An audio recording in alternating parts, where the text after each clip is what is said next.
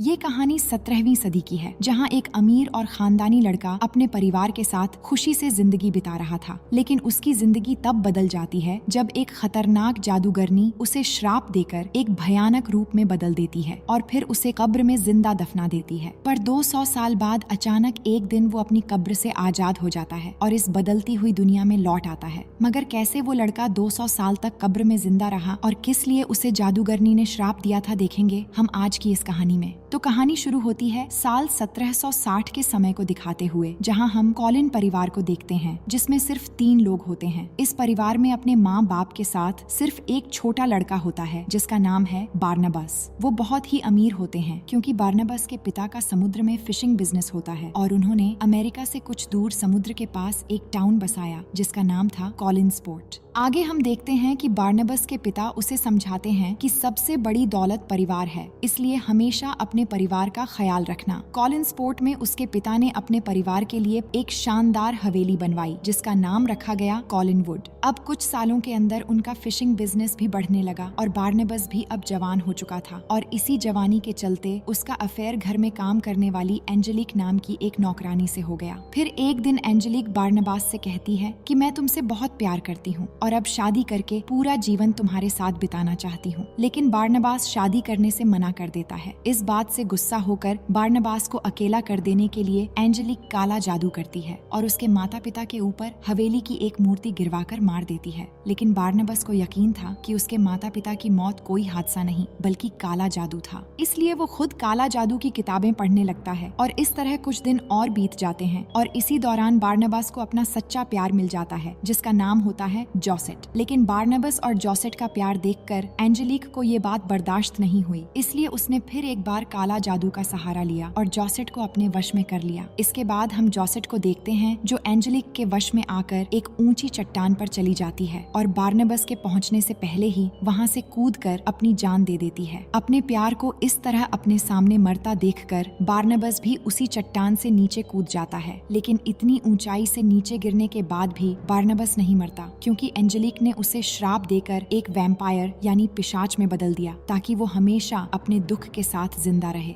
अब एंजेलिक को यकीन हो चुका था कि बारनबास उसका कभी नहीं बनेगा, इसलिए वो गांव वालों को भड़काकर बारनबास के घर जाती है, जहां गांव वाले बारनबास को वैम्पायर समझकर एक ताबूत में कैद करके उसे जमीन में दफना देते हैं और इसी तरह 200 साल बीत जाते हैं। इसके बाद हम 1972 का समय देखते हैं, जहां विक्टोरिया नाम की एक लड़की ट्रेन से कॉलिन्सपोर्ट आ रही होती है। फिर एक गाड़ी से लिफ्ट लेकर वो कॉलिनवुड हवेली पहुंच जाती है। वहां पहुंचने के बाद बिल्ली नाम का एक नौकर उसके लिए दरवाजा खोलता है। अब यहाँ विक्टोरिया को घर की दीवार पर बारनबास की एक तस्वीर दिखाई देती है, जिसे देखकर वो बिल्ली से पूछती है कि ये कौन है। तभी वहाँ एलिजाबेथ आकर विक्टोरिया को बताती है कि ये बारनबास की तस्वीर है, जो कॉलिन खानदान का एक महान और नेक सदस्य था। अब यहाँ हम जान पाते हैं कि एलिजाबेथ भी कॉलिन परिवार से है और उसने अखबार में ये छपवाया था कि उसे एक टेकर की जरूरत है जो डेविड का ख्याल रख सके। एलिजाबेथ बताती है कि इतने बड़े हवेली में अब बस कुछ ही लोग रहते हैं, जहाँ मैं और मेरी बेटी कैरोलिन, मेरा भाई रॉजर और उसका बेटा डेविड। जिस पर विक्टोरिया एलिजाबेथ से डेविड की माँ के बारे में पूछती है तो वो बताती है कि समुद्र में डूबकर डेविड की माँ की मौत हो गई थी। लेकिन इस बात को डेविड आज तक मान ही नहीं पाया। उसे लगता है कि वो अपनी माँ को देख पाता है और उनसे बात भी करता है। इसके बाद वो विक्टोरिया को अपनी बेटी कैरोलिन से भी मिलवाती है। कैरोलिन असल में थोड़ी शरारती और जिद्दी टाइप की लड़की होती है। अब रात में डिनर के समय एलिजाबेथ विक्टोरिया को डेविड के पिता रॉजर से मिलवाती है और साथ ही डिनर टेबल पर एक साइकाइट्रिस्ट डॉक्टर जूलिया भी आती है। दरअसल डेविड अभी भी अपनी माँ को देख सकता है, जिस पर एलिजाबेथ को लगा कि उसे एक साइकाइट्रिस्ट की जरूरत है, इसलिए उसने डॉक्टर जूलिया को डेविड की थेरेपी के लिए बुलवाया था, जो 3 साल से इधर ही रहकर डेविड का इलाज कर रही है। इसी बीच विक्टोरिया को कुछ दूर पर कोई नजर आता है जिसने सफेद चादर ओढ़ रखी थी। असल में डेविड यहाँ विक्टोरिया को डराने आया था, पर वो नहीं डरी। अब आगे हम विक्टोरिया को देखते हैं जो कमरे में अपने कपड़े ठीक कर रही थी। तभी वो देखती है कि कमरे के सामने कोई चादर ओढ़कर खड़ा है, तो उसे लगा कि डेविड उसे फिर से डराने आया है, इसलिए वो चादर को हटाने जाती है। लेकिन चादर हटाते ही वहाँ जोसेट की आत्मा होती है जो विक्टोरिया को बताती है कि वो आ रहा है। ये कहकर कुछ दूर आगे जाने के बाद वो गायब हो जाती है। अब दूसरी तरफ हम कुछ वर्कर्स को देखते हैं जो जेसीबी से खुदाई कर रहे थे। इतने में उन्हें जमीन जमीन के नीचे कुछ सख्त चीज महसूस होती है तो मिट्टी हटाने के बाद उन्हें एक ताबूत मिलता है। असल में बर्नबास को इसी ताबूत में कैद किया गया था। ये देखकर जब उनका सुपरवाइजर ताबूत में लगी चेन को काट देता है तभी बर्नबास अपनी कैद से आजाद होकर सभी पर हमला कर देता है और एक एक करके उन्हें जान से मार देता है। इसके बाद वो अपने घर यानी कॉलिनवुड पहुंचता है जहां गार्डन में वो बिली से मिलता है और फिर उसे हिप्नोटाइज करके अपने वश में कर लेता है और उससे पूछता है क्या इस घर में अभी भी कॉलिन खानदान के लोग रहते हैं, जिस पर बिली हाँ में जवाब देता है। इसके बाद वो घर के अंदर जाकर अपने हवेली की शाही चीजों को देखने लगता है और इन चीजों के बारे में बिली को बताने लगता है। यहाँ उसे कैरोलिन और डेविड भी मिलते हैं जहाँ बार्नबास को देखकर कैरोलिन सोचती है शायद ये कोई पागल है जो पीकर आया है, पर डेविड उसे दीवार पर लगी बार्नबास की तस्वीर दिखाता है जिस पर बार्नबास कहता है कि मैं कई घंटों तक एक ही जगह पर खड़ा था, तब जाकर एक महान कलाकार ने मेरी ये तस्वीर बनाई थी। इतने में वहाँ एलिजाबेथ आकर बच्चों को उससे दूर रहने को कहती है, जिस पर डेविड कहता है कि ये खुद को हमारा रिश्तेदार बता रहा है, मगर एलिजाबेथ उसे एक बहरूपिया समझती है और उसे एक दूसरे रूम में ले जाकर कहती है कि अगर ये कोई मजाक है तो इसे अभी खत्म करो। लेकिन बार्नबास खुद को साबित करने के लिए एक सीक्रेट दरवाजा खोलता है और वहाँ से होते हुए उसे एक खुफिया तहखाने में ले जाता है। इस तहखाने के बारे में एलिजाबेथ को अभी तक पता नहीं था, जहाँ बहुत सारे हीरे जवाहरात रखे हुए थे और ये सब देखकर एलिजाबेथ एकदम से हैरान हो जाती है और उसे यकीन हो जाता है कि वो कोई और नहीं बल्कि कोलिन परिवार का बेटा बार्नबास है। अब यहाँ पर बार्नबास एलिजाबेथ को अपने वैम्पायर होने की बात बताते हुए कहता है मेरे द्वारा इस परिवार के किसी भी सदस्य को नुकसान नहीं पहुँचेगा। इसके बाद हम पूरे परिवार को डिनर टेबल पर देखते हैं जहाँ एलिजाबेथ सबको बताती है कि ये हमारे दूर के रिश्तेदार हैं। इतने में वहाँ पर डॉक्टर जूलिया आ जाती है तो एलिजाबेथ बार्नबास से उसकी पहचान करवाती है। इसके बाद बार्नबास अपने फिशिंग बिजनेस के बारे में पूछता है तो एलिजाबेथ कहती है कि हमारा बिजनेस तो लगभग बर्बाद हो गया है क्योंकि एंजी नाम की औरत ने मछुआरों से डील करके हमारे बिजनेस पर कब्जा कर रखा है, जिस पर बार्नबास कहता है अब मैं आ गया हूँ तो फिर से बिजनेस टॉप पर ले जाऊंगा। इसी बीच वहाँ पर विक्टोरिया आ जाती है जिसको देखते ही बार्नबास उसे जॉसेट कहकर बुलाता है क्योंकि अचानक उसे देखकर ऐसा लगा कि जॉसेट फिर से आ गई है। दरअसल विक्टोरिया की शक्ल बिल्कुल जॉसेट से मिलती थी। फिर दोनों एक दूसरे से बात करते हैं और विक्टोरिया अपना परिचय देती है। इसके बाद हम एंजी को देखते हैं जो असल में वही एंजेलिक है जिसने बार्नबास की जिंदगी तबाह कर दी थी, फिर काला जादू करके खुद एक चुड़ैल बन गई, जिसके बाद अपना नाम बदल के 200 सालों से अभी तक जिंदा थी। इसके बाद वो ऑफिस पहुंचती है जहां उसे पता चलता है कि पिछली रात खुदाई के दौरान उनके वर्कर्स को लगभग 200 साल पुराना एक ताबूत मिला, जिसके बाद किसी ने उन सभी वर्कर्स को बहुत बेरहमी से मार दिया। ये सुनते ही एंजेलिक शॉक्ड हो जाती है और उस जगह पहुंचने के बाद उसे पूरा यकीन हो जाता है कि बार्नबास आजाद हो गया है। इसके बाद वहां से निकलकर सीधा कॉलिनवुड पहुंचती है जहां वो एलिजाबेथ से बात करने लगती है। इतने में बार्नबास आकर जब उससे हाथ मिलाता है तो उसे एहसास हो जाता है कि यही एंजेलिक है, जिसके बाद बार्नबास उसे एक दूसरे रूम में ले जाकर फिशिंग बिजनेस के बारे में बात करता है तो वो कहती है अब ये बिजनेस मेरा है और तुम जान गए होगे कि मैं कौन हूँ, जिस पर बार्नबास कहता है कि हाँ मैं जानता हूँ तुम वही चुड़ैल हो जिसने मेरा सब कुछ तबाह कर दिया था, मैं तुम्हें काला जादू के जुर्म में अंदर करवा दूंगा। वो कहती है तुम ऐसा कुछ भी नहीं कर सकते, तुम पर कोई भी यकीन नहीं करेगा क्योंकि मैं 200 सालों से अलग अलग रूप लेकर इस समाज में बहुत इज्जत से जी रही हूँ और कॉलिन्सपोर्ट अब मेरा है।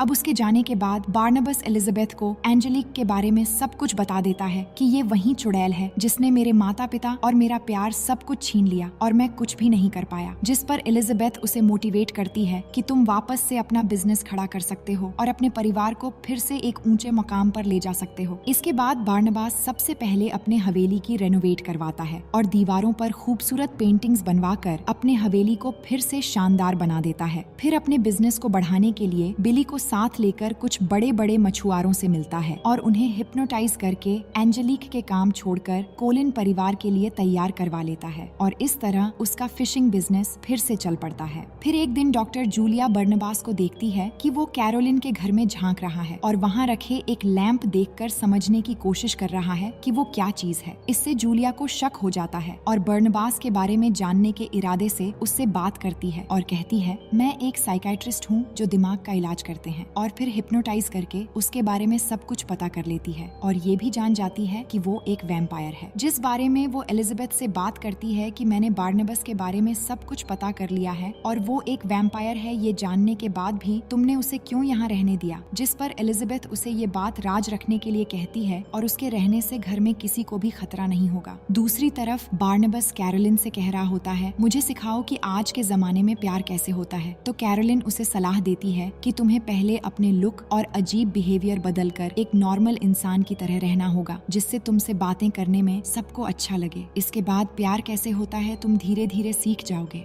अगले दिन हम डॉक्टर जूलिया को बरनाबास का खून निकालते हुए देखते हैं, क्योंकि उसने बरनाबास को यकीन दिला दिया था कि वो उसका सारा खून निकालकर उसके अंदर इंसानी खून डाल देगी, जिससे वो वापस इंसान बन जाएगा। अगले सीन में हम समुद्र के किनारे बार्नबास और विक्टोरिया को एक साथ देखते हैं, जिन्हें देखकर लग रहा था कि वो दोनों एक दूसरे को पसंद करने लगे हैं। आगे देखते हैं कि एंजेलिक अपने बिजनेस के सभी बोर्ड मेंबर्स के साथ मीटिंग में थी, जहां सब उसे बताते हैं कि हमारा बिजनेस धीरे धीरे नीचे गिरता जा रहा है, क्योंकि बार्नबास ने नई शुरुआत की है और ज्यादातर लोग उसके लिए काम कर रहे हैं। इसके बाद वो अपने लोगों से कहती है, बार्नबास के साथ मेरी मीटिंग अरेंज करो। अब शाम को बार्नबास आकर एंजेलिक से मिलता है, जहां वो उसे एक चेक देकर कहती है कि तुम ये पैसे लेकर फिशिंग बिजनेस छोड़ दो। पर बार्नबास ऐसा नहीं करता है, तो एंजेलिक उसके पास जाकर रिझाते हुए साथ में मिलकर बिजनेस चलाने का ऑफर देती है, लेकिन वो फिर भी तैयार नहीं होता, क्योंकि एंजेलिक ने उसके साथ जो किया वो ये चीज कभी नहीं भूल सकता था। इधर विक्टोरिया को रात के समय एक सपना आता है, जिसमें वो अपने बचपन को देखती है। दरअसल उसे बचपन से ही जोसेट की आत्मा दिखती थी और वो उससे बातें भी करती थी, पर उसके माँ बाप उसे समझ नहीं पाए और पागल समझकर उसे मेंटल हॉस्पिटल भेज दिया। तभी उसकी नींद खुल जाती है और अपने सामने उसे जोसेट की आत्मा दिखाई देती है, जिसे देखकर वो उसके पीछे जाने लगती है।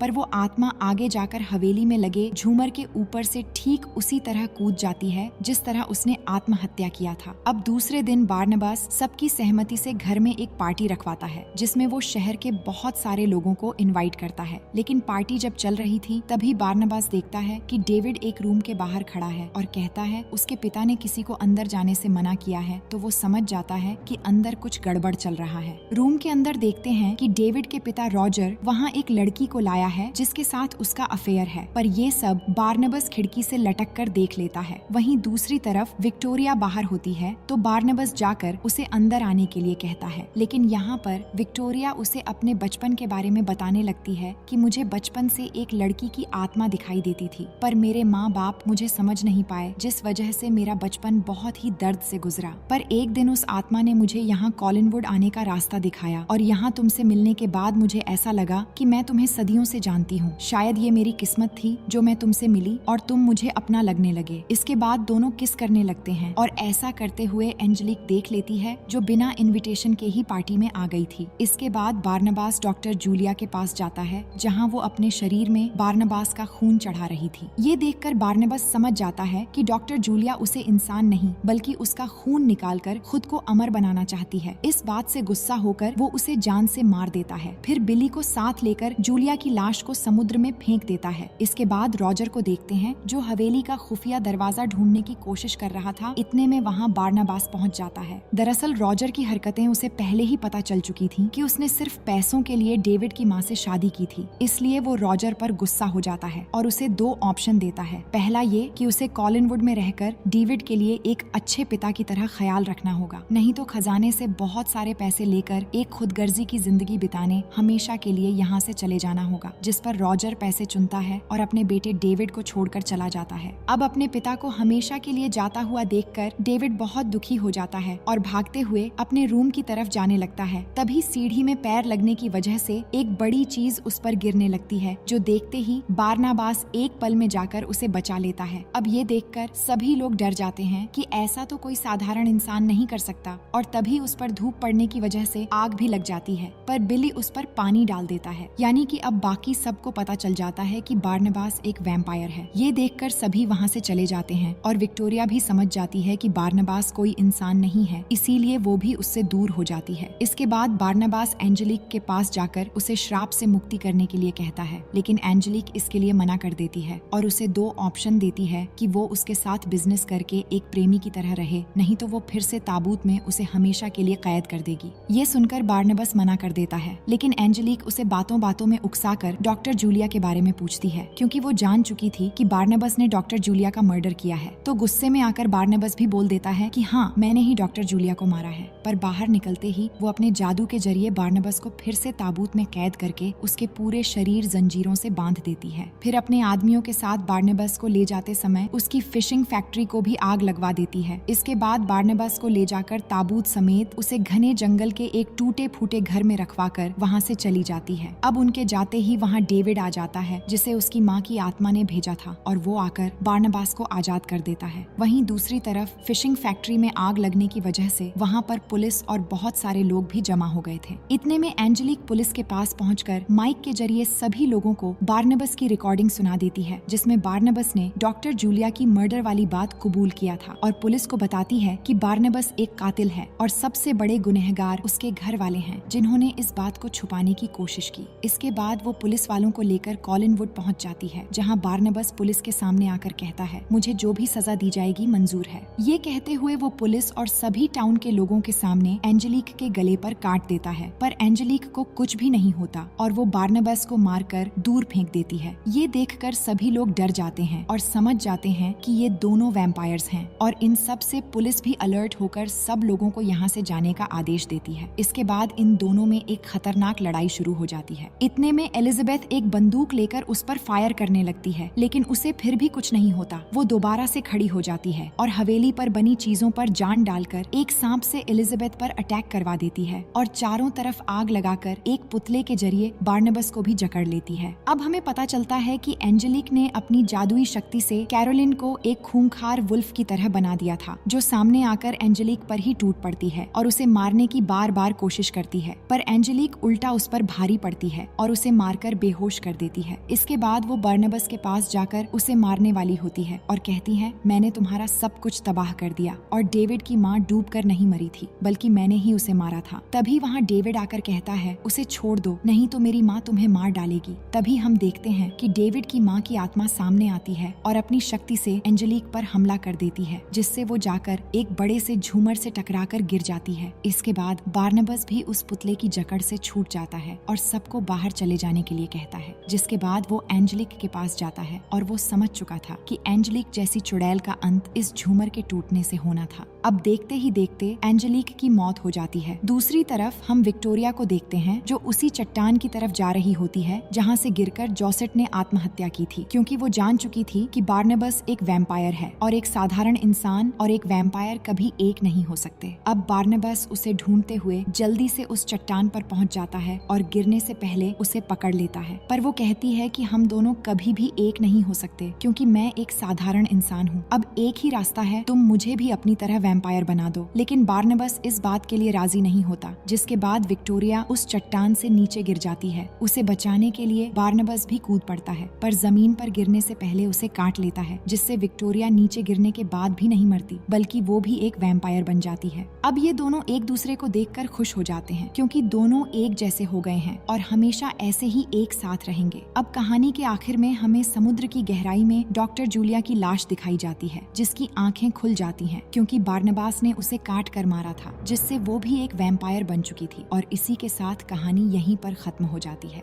दोस्तों, उम्मीद है कि ये कहानी आपको पसंद आएगी। मिलते हैं आपसे एक और मजेदार कहानी के साथ।